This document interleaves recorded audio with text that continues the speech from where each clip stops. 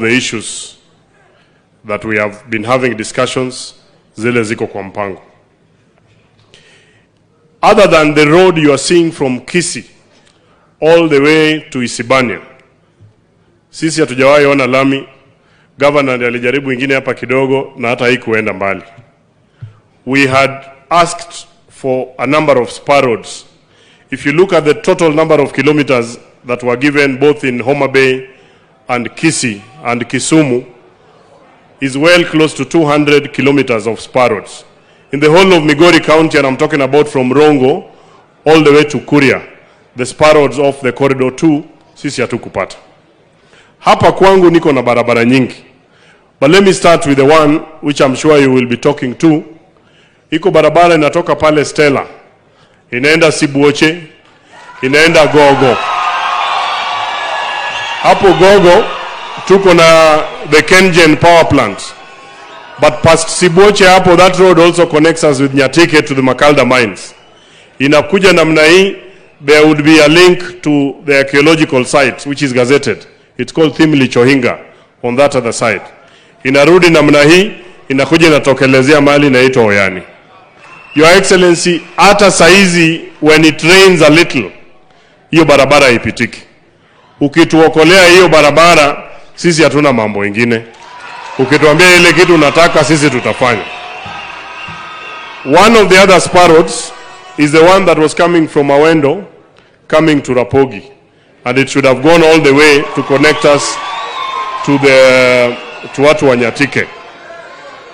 During the first phase, when one of our sons, who is also here, the immediate former Director General of Kenha, Engineer Kidenda yuko pale, he comes from here, alijaribu kutusaidia, and I think you worked with him.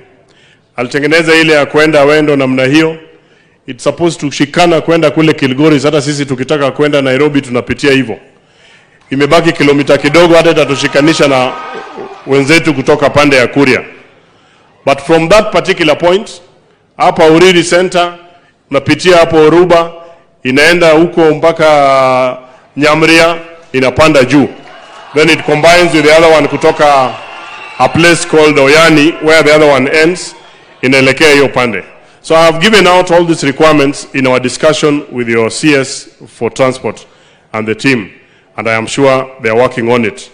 But vile wamesema, unajua wewe ukisema jambo tu, kila kitu inafunguka na sisi tunapona. Over my last term, I did put up a TTI. Huyu majority leader huyu, tulikuwa naye kwa kamati, alikuwa chairman wangu Kimani Ichungwa. Tulikuwa naye na vita mingi, lakini akanisaidia tukaweka pesa. And we got money and I put in a TTI. Your Excellency, in this region, and in the history, and Waziri is here, he will confirm to you, it is my TTI that on the first recruitment, kama hatuna viti, hata ya walimu, hatuna equipment, we have been able to so far enroll 1,400 students. But in that particular school, we only have the principal. Mimi ndo nimetafuta pesa nyingine kwa CDF, nimewapatia wanunue furniture ya walimu. I don't have enough teachers. I have also discussed it with the Waziri. I'm sure you'll speak to it because alisema atanitumia walimu hapo. And I want equipment.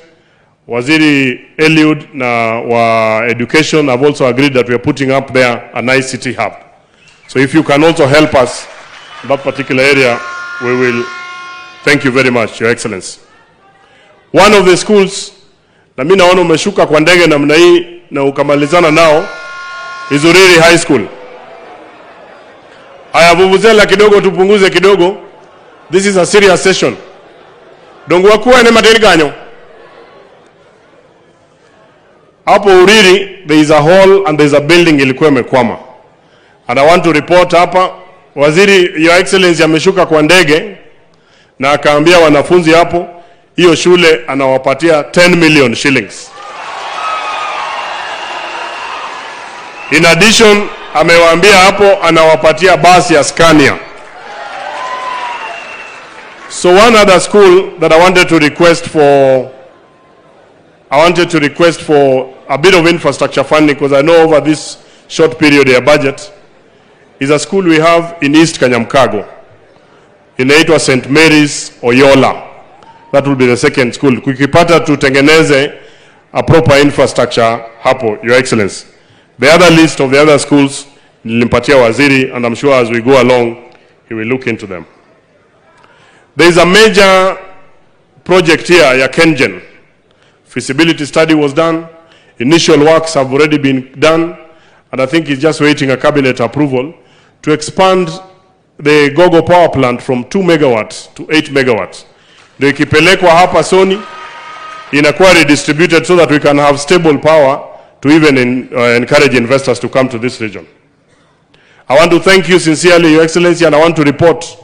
Juzi tukikuwa na wewe ulipiga simu moja, Uriri Center sahi, street light hata watu hakuna shimo mali inaonekana. Street light ilifanyika yote by yesterday wamemaliza. They have remained with just a few places. But we have given out our power requirements. The average access to electricity here, when we were there, we are at about 35%. Way lower than the national average.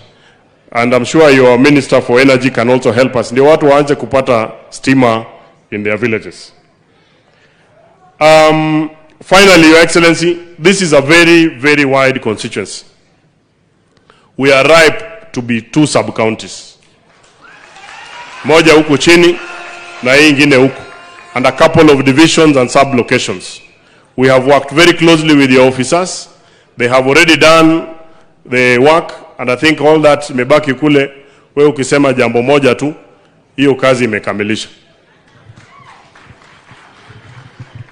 Hawa watu wataniua nikitoka hapa bila kuongea mambo ya Soni.